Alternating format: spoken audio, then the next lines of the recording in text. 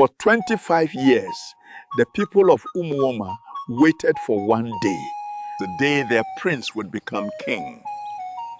But when the gods finally spoke, they chose someone else, a poor palm wine tapper.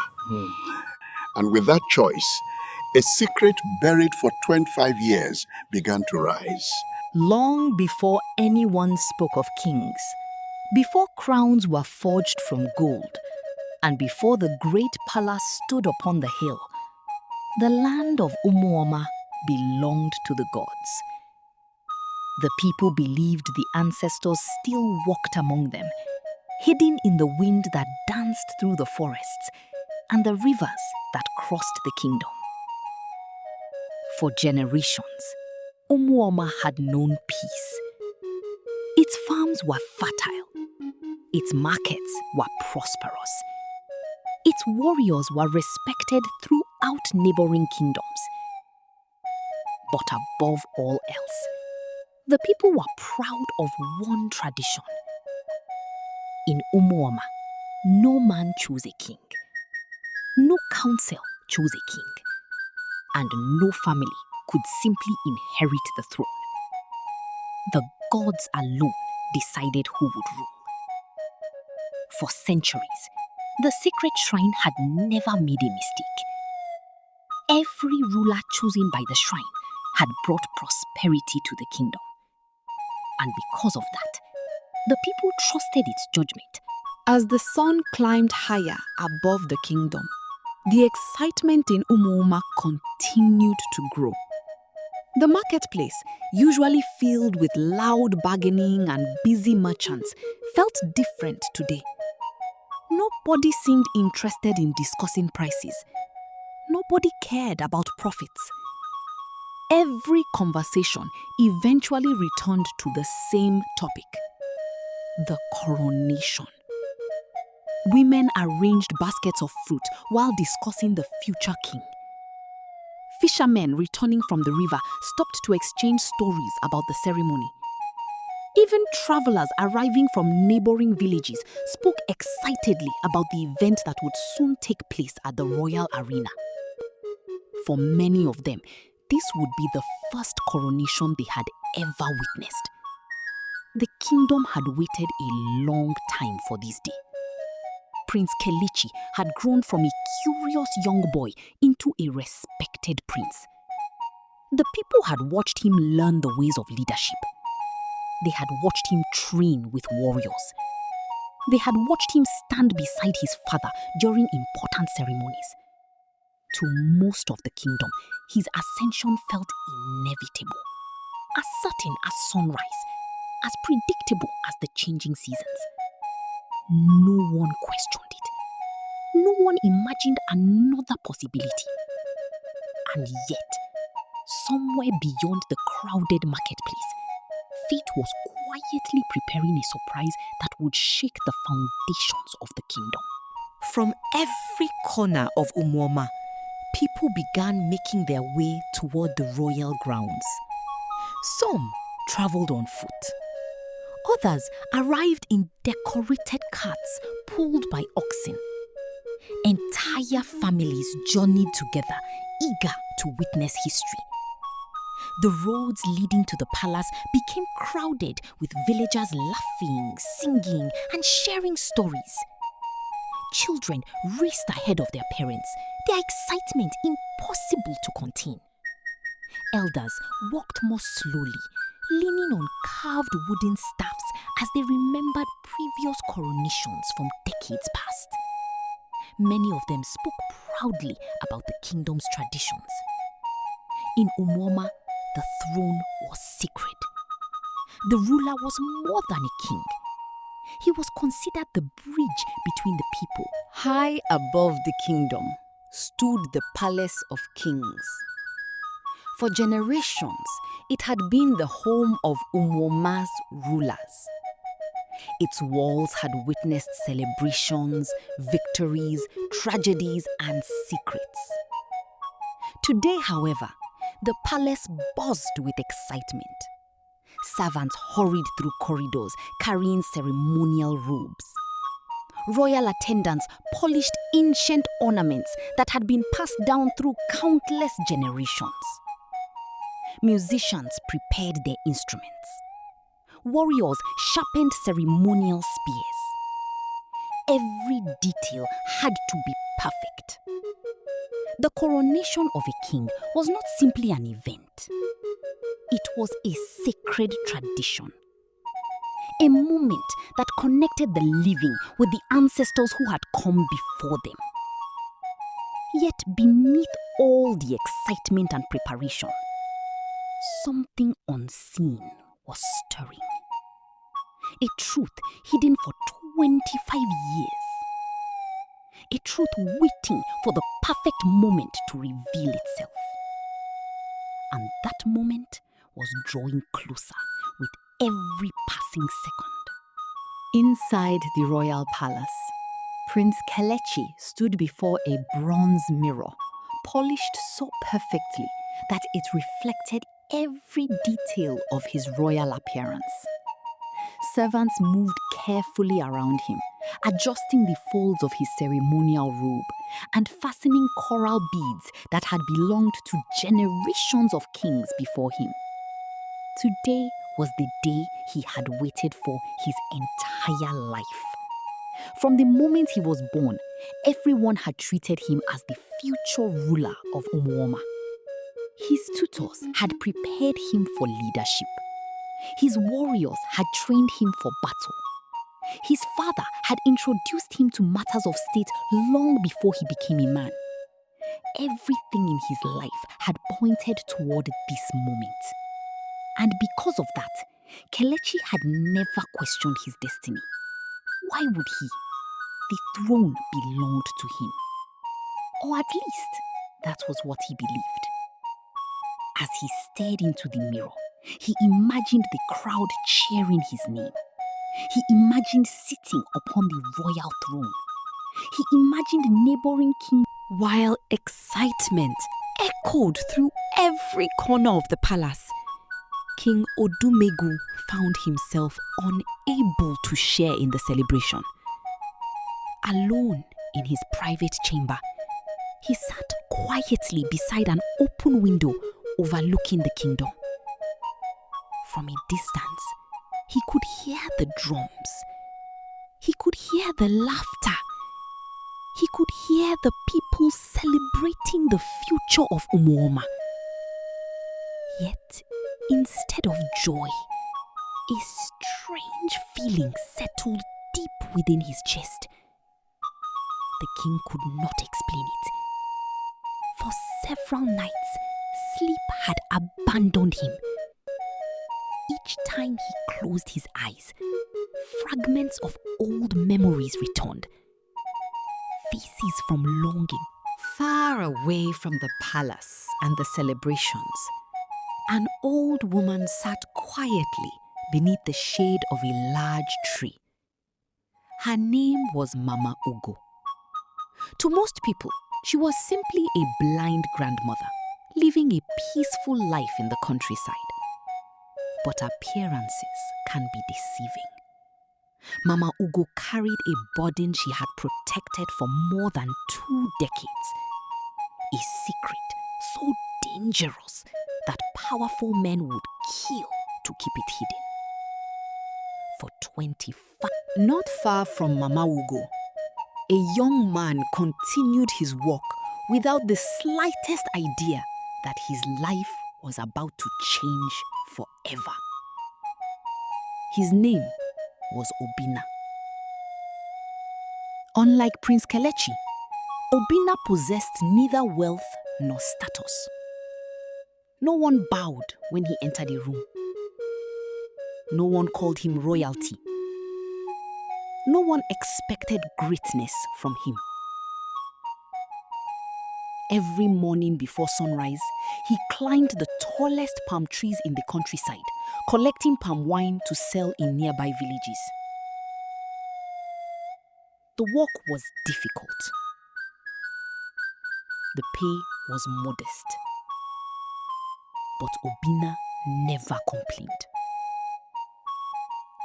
He was known throughout the area for his kindness, honesty, and willingness to help others. He had dreams, of course. But those dreams were simple. A better home. A comfortable... As the morning slowly gave way to afternoon, the people of Umuoma finally gathered at the royal arena. The arena stood at the foot of the palace hill, large enough to hold thousands of people. Today, every seat was occupied. Villagers filled the wooden stands. Elders sat beneath decorated canopies reserved for the kingdom's most respected citizens. Warriors lined the perimeter, their ceremonial spears gleaming beneath the sun. Musicians filled the air with rhythmic drum beats that echoed throughout the kingdom. The excitement was impossible to ignore. For many, this would be the most important day of their lives. A new king would be chosen. A new chapter would begin. And as the crowd celebrated, few people paid. At the center of the arena stood the most sacred object in the entire kingdom, the sacred shrine of Umuoma. No one knew exactly how old it was. The elders claimed it had existed long before the kingdom itself. According to legend, the ancestors spoke through the shrine. And whenever the throne became vacant, the shrine revealed the ruler chosen by the gods. Its decisions were never questioned. Its judgment was never challenged. Over centuries, the shrine had chosen great kings, wise kings, warrior kings who led Umuoma through prosperity and hardship. And never once had the shrine chosen incorrectly. That was why the people trusted it completely. If the shrine spoke, the kingdom listened. Today, everyone expected it to confirm what they already believed, that Prince Kelechi was destined to rule. Yet hidden beneath that certainty was a truth nobody could imagine. For the first time in generations, the shrine was about to shock an entire kingdom. A sudden silence swept across the arena. The drums stopped. The dancers froze. Thousands of eyes turned toward the entrance of the sacred grounds. The chief priest had arrived. Chief priest Eziani was one of the most respected figures in Umuoma. Many believed he could communicate directly with the ancestors. Others claimed he had witnessed miracles that ordinary people could not understand. As he slowly approached the shrine, the crowd lowered their heads in respect. Even the king stood. The old priest moved carefully, his face calm and unreadable. Yet deep inside, he carried a strange... Then came the moment everyone had been waiting for. Prince Kelechi entered the arena. The crowd erupted. Cheers echoed through the kingdom. Children waved excitedly. Elders nodded proudly. Warriors struck their shields in celebration. To the people, the prince looked every bit the ruler they had imagined. Strong, confident, fearless. As he walked toward the sacred shrine, he could feel thousands of eyes upon him, and he welcomed their attention. This was his moment, his destiny, his future. Everything he had ever dreamed about stood only a few steps away. The throne seemed closer than ever. And for the first time that day, Prince Kelechi smiled, certain that before sunset, he would be king. The time had finally come. The drums fell silent. The dancers stepped aside. Even the wind seemed to pause as Chief Priest Eziani approached the sacred shrine. Thousands of eyes followed his every movement. The old priest raised the sacred staff of kings high above his head. The polished wood shimmered beneath the afternoon sun. For generations, this staff had been present at every coronation. It had witnessed the rise of great rulers. It had stood beside kings during wars, celebrations, and moments of triumph. Today, it would once again reveal the will of the gods. Slowly, Prince Kelechi stepped forward. The crowd erupted into cheers before falling silent once more.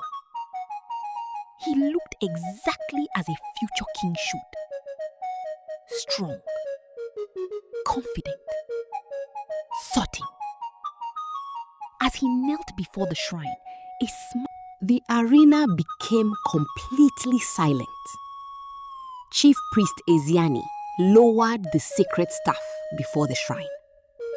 Then he spoke the ancient words that had been repeated for centuries.